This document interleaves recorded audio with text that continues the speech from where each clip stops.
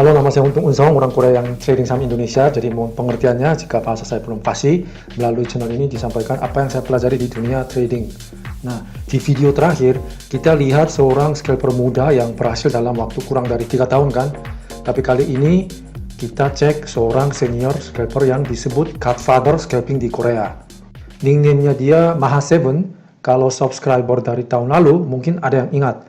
Saya pernah mengulasnya secara singkat di video book review ini berjudul Top 3 Traders in Korea.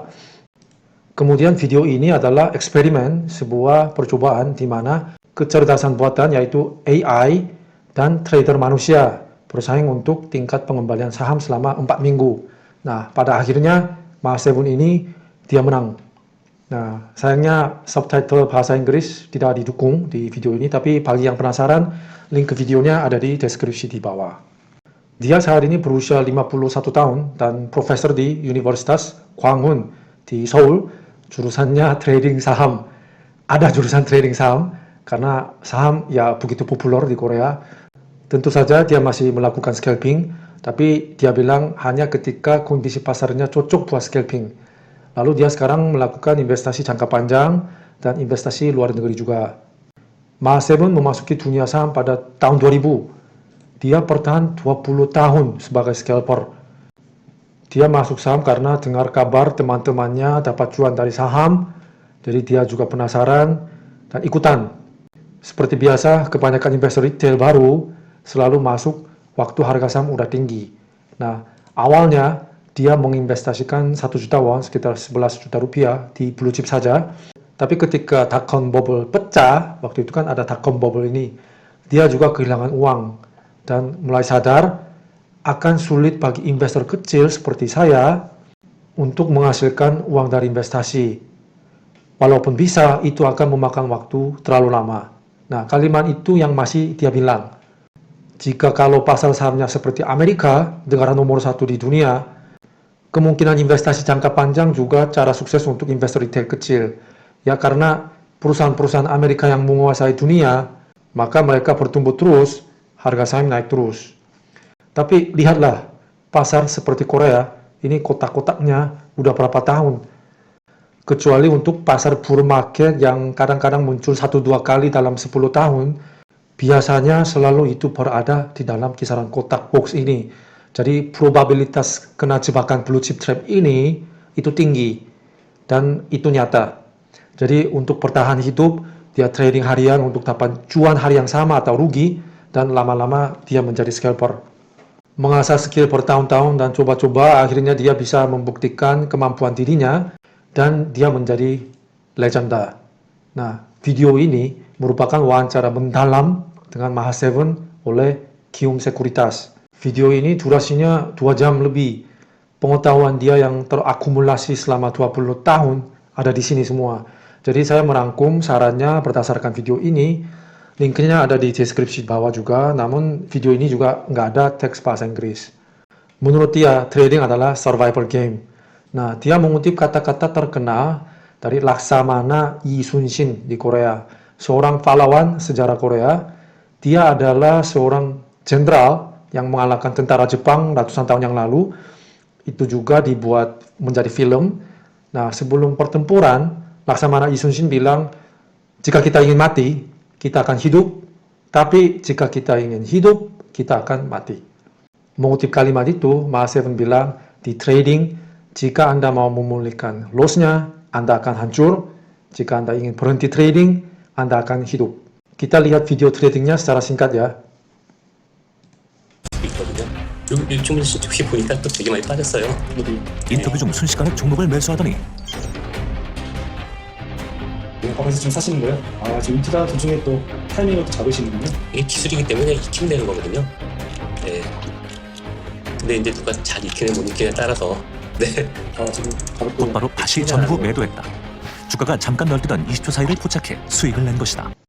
Uniknya, meski dia lagi scalping, dia juga pakai fitur order yang manual, bukan fast order, seperti Manju di video sebelumnya. Nah, jadi ini seperti Pak Bekti, kayaknya para senior sudah lebih nyaman dengan fitur order manual. Menurut dia ada 3 jenis day trader. Tentu saja ada orang yang melakukan tiga-tiganya, tapi biasanya traders fokus pada salah satu dari ketiganya ini. Nah, pertama jenis scalping yang menggunakan volatilitas intraday, bisa dibilang ini level yang paling sulit. Nah, kedua ARA hunting. Nah, mental dan skill belum kuat, maka terlalu sulit untuk diguncang oleh volatilitas intraday. Mereka yang masuk ketika sahamnya udah mentok atas dan bertujuan untuk gap kenaikan besok. Jadi kalau ARA-nya ambrol, ini langsung rugi. Dan kalau gap besoknya gagal, loss lagi. Nah, ini biasanya dilakukan karena sulit untuk mengendalikan diri sendiri selama volatilitas pasar dalam jam perdagangan. Jadi ARA hunting ini ada aspek yang membiarkan nasib cuan dan rugi dalam probabilitas. Jadi berdoa untuk pasar Amerika malam ini tidak hancur, misalnya. Ketiga, BSJP, beli sore jual pagi. Nah, kalau di Korea ini disebut trading harga closing. Nah, karena ARA itu artinya sudah naik puluhan persen hari itu, ada kemungkinan besar guyuran untuk taking profit akan bermunculan juga. Maka pilihlah saham yang menunjukkan kekuatan di menjelang akhir pasar saham, lalu jual besok pagi ketika mereka menunjukkan sisa kekuatan mereka. Nah, metode trading ini juga memiliki aspek keberuntungan karena trader sendiri merasa capek kontrol diri dalam jam perdagangan dengan volatilitas intraday. Oke, scalping. Hanya orang yang dengan percaya diri yang bisa menyatakan saya memiliki kemampuan untuk memotong kerugian seperti robot ketika risiko muncul. Dialah yang cocok untuk menjadi scalper, kata Mas Seven. Selain itu, dikatakan ada 3 hal lagi harus digabungkan. Pertama, tangan Anda harus cepat. Kalau hanya membeli dan menunggu naik, itu bukan scalping, tegas dia. Kedua, mata Anda harus cepat. Anda harus membaca bid offer yang bergerak cepat untuk membuat keputusan yang akurat dalam hitungan detik. Ketiga, Anda harus memiliki latar belakang pengetahuan atau sudah berpengalaman di saham yang mau Anda scalping untuk menebak mengapa saham ini manggung hari ini. Nah, jadi kata dia scalping hari ini adalah tugas yang mengkonfirmasi skenario dari watchlist yang semalam dibuat. Kalau melakukan seperti itu, probabilitas cuan akan meningkat. Kapan harus membeli di scalping? Nah, ini ambil contoh saham Indonesia ya. Nah, ini adalah grafik menitan untuk Jumat lalu. Nah, 3 saham ini dari top gainer. Mereka melonjak pada jam-jam awal jam 9. Nah, kita lihat koreksinya hanya sesaat saja kan? Dalam beberapa detik itu harus membuat keputusan. Akankah ada orang yang akan membeli saham ini dengan harga lebih mahal dari saya? Misalnya BP. Bandarmologi saya ingat itu mengesankan. Jadi ada sesuatu misalnya. PTDO, itu udah 4 hari ARB. Mungkin ada bandar yang menganggap ini sudah murah. Kalau Raja, ya oke, harga gas bumi sekarang menjadi perhatian pasar global kan. Saat ini indeksnya berat. Jadi Raja dia lebih enteng dibandingkan Pegas misalnya. Setelah membuat penilaian semacam ini dalam beberapa detik, ketika memberikan koreksi singkat sejenak selama beberapa detik, langsung masuk sekaligus, bukan cicil beli. Tapi Mas Eben bilang, dia tidak membuat keputusan berdasarkan chart menitan. Menurut dia, chart adalah masa lalu. Walaupun menitan chart ya, chart adalah indikator lagging yang menunjukkan harga yang sudah terbentuk. Saat ini ada di bid offer. Kita harus mencoba untuk memprediksi harga masa depan melalui pergerakan bid offer saat ini. Apakah akan ada orang yang akan membelinya lebih mahal dari saya? Nah, dia bilang ketika kekacauan muncul, chaos di dalam bid offer, itu adalah kesempatan membeli. Lihat ini ya, contoh ya. Misalnya ya, tiba-tiba jam 9 pagi ketika seseorang makan offer, langsung 2-3 papan. Nah, ini papan kosong mulai muncul dalam sekejap. Karena dia langsung makan 2-3 papan. Nah, dan barang-barang di offer juga tidak rapi kan? Karena ini tiba-tiba terjadi. Nah, ini adalah tanda volatilitas yang besar. Ini berfluktuasi naik dan turun seperti ini dalam puluhan detik, tapi harga bergerak naik. Kemudian seiring berjalannya waktu, dan saat tren pembelian meningkat, nah, bid offer mulai rapi dan padat, ya kan? Nah, naluri manusia merasa aman dan nyaman pada bid offer seperti ini. Nah, ketika ada yang mulai makan barang di 147 misalnya, mereka percaya dan ikut dengan keyakinan bahwa itu adalah breakout. Nah, menurut pengalaman Mas Seven yang panjang, nah, probabilitas cuan itu kurang dari 50% kalau kita masuk di titik itu. Nah, tentu saja kalau lagi pasar bull market yang besar, atau kita udah tahu ada bandar besar baru yang akan nembus tembok-tembok ini, nah itu beda cerita. Tapi bayangkan, misal Anda adalah bandar. Anda sudah akumulasi saham ini waktu kemarin saat volatilitasnya rendah, dan di pagi hari ini gerakin harga saham dengan makan 2-3 papan ke atas. Nah, muncul di running trade seolah-olah rame. Nah, itu menyebabkan orang-orang coba cek saham ini apa dan mulai coba beli sehingga harganya naik. Kalau Anda adalah bandar tadi pagi yang ambil 2-3 papan ke atas untuk gerakin di harga 120 itu, bukankah Anda mau mulai jual? Sekarang udah 147 nih. Nah, mungkin udah sebagian lepas karena rame naik. Nah, misal masih ada sisa barang, dia tes di 147 misalnya. Kalau ada yang ambil, itu diyakini retail sebagai breakout kan. Jadi kalau sudah tembus, sejumlah besar volume terjadi dalam sekejap. Saatnya untuk dia membuang sisa banyak barangnya. Oke, setelah dia buang, sekarang supir pertama udah keluar.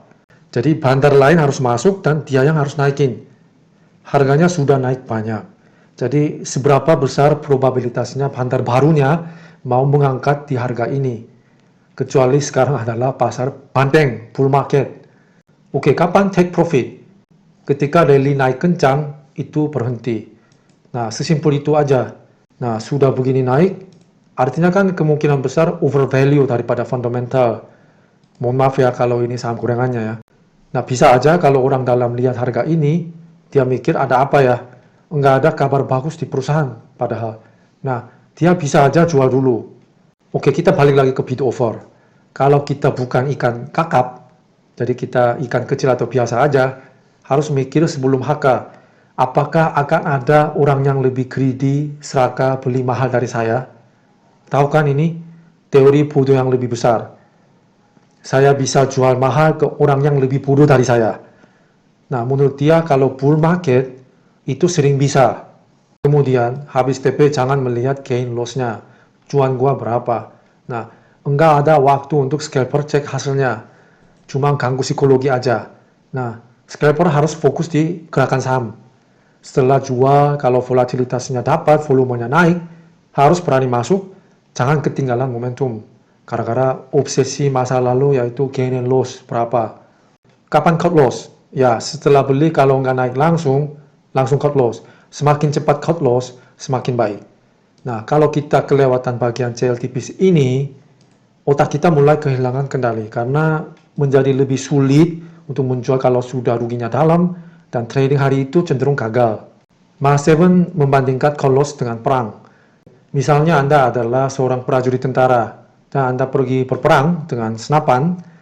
Nah, masih oke-oke aja diperjuangkan, tapi tiba-tiba tangki-tangki datang dari musuh.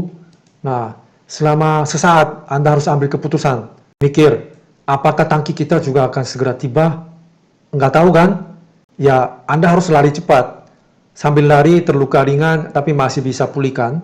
Tapi kalau Anda menunggu dan berharap, siapa tahu tangki kita juga akan bisa datang. Ya, akun Anda akan berada di ruang gawat darurat. Pertahankan cuan pagi Anda. Di antara video sebelumnya di channel ini yang saya upload, ada berjudul Pola Intraday. Nah, Korea juga mirip.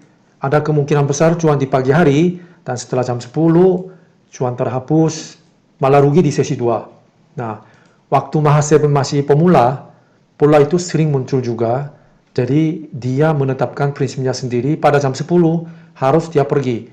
Terlepas dari untung atau rugi, tinggalkan ruang trading, keluar.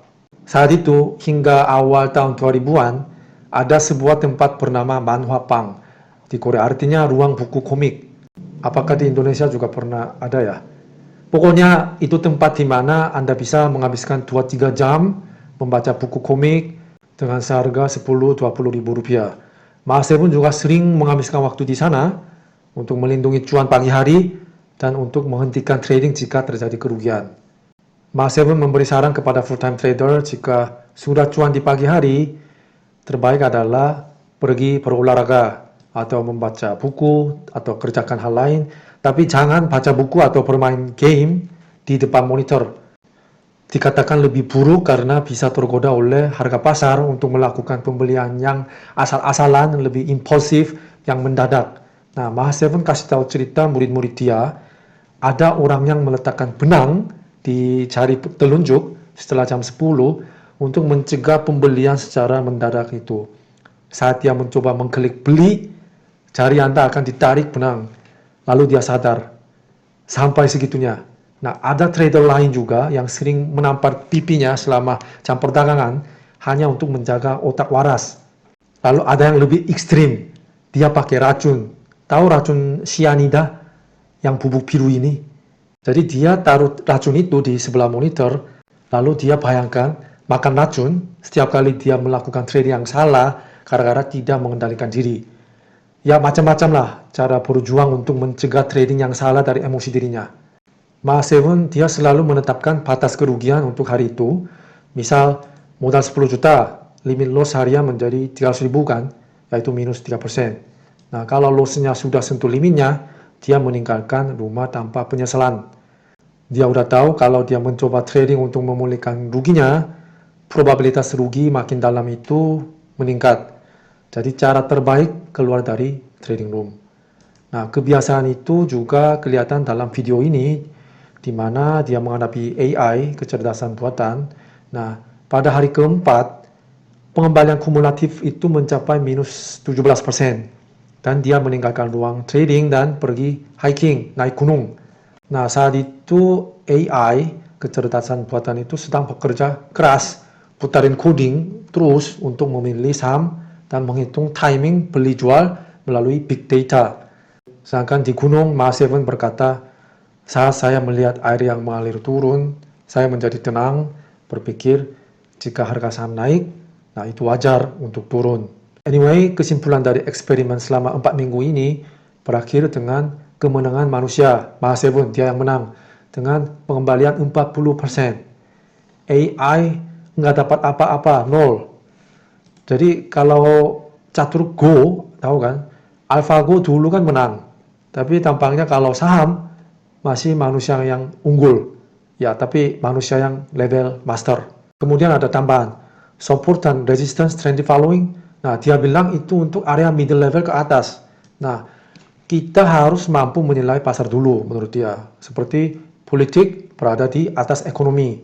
Nah, ketika krisis corona merebak di sini, nah, suasana ekonomi kan secara global kolaps, seperti kiamat. Nah, saat ekstrim, giliran pemerintah mulai melangkah. Nah, kalau enggak, mereka akan sulit untuk mempertahankan pemerintahnya sendiri kan. Misal waktu itu cetak duit, subsidi pemerintah, nyebarin ke pasar, turunin suku bunga, dan sebagainya. Nah, sejumlah besar likuiditas dari itu sudah mengalir ke pasar, jadi kekuatan likuiditas sudah menyebabkan pasar ngegas terus. Nah, harga saham akhirnya berhenti di kenaikan pada puncaknya pada awal 2022. Nah, pada awal 2022, pemerintah Amerika mulai mengatur perusahaan teknologi kan. Big Tech ya kalian itu monopoli lah. Perusahaan teknologi udah menghasilkan banyak uang, jadi naikin pajak, naikin suku bunga, dan sebagainya. Jadi Nasdaq mulai turun. Oke, Mahaseven bilang bagaimana kita menyikapi sebagai scalper cara mengambil sinyal ini. Nah, sejak awal 2022 perlu untuk lebih mengurangi waktu trading. Nah, karena pasar beruang, pasar bear market akan datang kan. Pada bear market, biasanya candle daily itu akan terbentuk seperti ini. Nah, kemungkinan besar pagi naik singkat, terus sepanjang hari turun terus. Oleh karena itu, lebih baik untuk trading cuma sebentar saja di pagi hari, lalu pergi. Nah, di sisi lain, bagaimana dengan sinyal pasar bull market di sini kan? Nah, candle harian di bull market dibentuk seperti ini, full candle kan? Saham naik sepanjang hari. Oleh karena itu, semakin Anda menempel di depan monitor, semakin besar kemungkinan Anda dapat peluang cuan. Nah, ambil contoh pasar saham Indonesia aja ya. Waktu November, Desember 2020 sampai dengan Januari 2021, pasarnya kan kuat banget kan. Nah, lihat candlenya, banyak yang hijau penuh kan seperti ini. Emang pernah ada koreksi, cuma ini kaki bawahnya kan ditarikan oleh pemain-pemain yang nunggu koreksi. Atau retail yang belum dapat cuan di bagian ini, cuma nonton doang, maka begitu dikasih koreksi, langsung masuk. Nah, candle hijau penuh seperti ini kan Nah, dalam jam perdagangan biasanya terbentuk seperti ini. Jadi, setiap kali ada koreksi, kalau masuk, probabilitas dapat cuan itu meningkat. Jadi, penilaian pasar itu jauh lebih penting daripada teknik trading menurut Mas Sebun. Oke, sudah terakhir. Saran untuk full-time traders. Nah, suatu hari, para muridnya Mas Sebun datang ke dia, lalu minta saran. Karena mereka mengkhawatirkan biaya hidup. Ketika nilai loss-nya makin besar, beban untuk keluarga dan beban psikologi itu sudah mengganggu trading mereka. Jadi Mas Sebun mendorong mereka untuk mendapatkan 1 atau 2 pekerjaan part-time. Itu selain sekadar mencari nafkah, ada 2-3 efek positif. Nah, pertama, bisa memiliki efek tidak trading pada saat probabilitas cuannya rendah. Nah, di sini kan, jika itu pekerjaan yang memungkinkan Anda bekerja setelah jam 10, tentu saja Anda tidak trading karena itu waktu kerja. Atau jika pekerjaan itu yang bekerja pada sore atau malam hari, Anda hanya trading sampai jam 10 pagi. Kemudian sisanya tidur aja karena udah capek. Efek kedua, mental menjadi kuat. Anda bekerja sangat keras, jadi konsentrasi itu meningkat. Probabilitas untung meningkat. Anda tidak perlu khawatir dengan biaya hidup, sehingga psikologi juga bisa stabil. Ketiga, cut loss-nya jadi lebih cepat, lebih pendek. Kalau saham sudah mau sentuh batas kerugian, tombol langsung ditekan. Mengapa? Karena dia tidak bisa melihat uang hilang. Uang yang dia dapatkan dengan bekerja keras, nggak tahan kehilangan sedikit demi sedikit di depan mata dia. Sudah bukan cyber money, real uang. 2 tahun kemudian, para murid yang menerima saran Mas Sebun waktu itu, mereka kunjungi Mas Sebun lagi. Mereka mengakui saran Mas Sebun itu berguna. Ketika mereka trading dan bekerja part-time, masalahnya mulai hilang. Lama-lama mereka jadi sukses, berhasil konsisten cuan besar. Oke, sekian dari saya. Kalau konten ini bermanfaat, like dan jangan lupa subscribe dan komentar. Dan set alarm biar tidak ketinggalan saat konten berikutnya sudah di-upload. Terima kasih, sampai jumpa.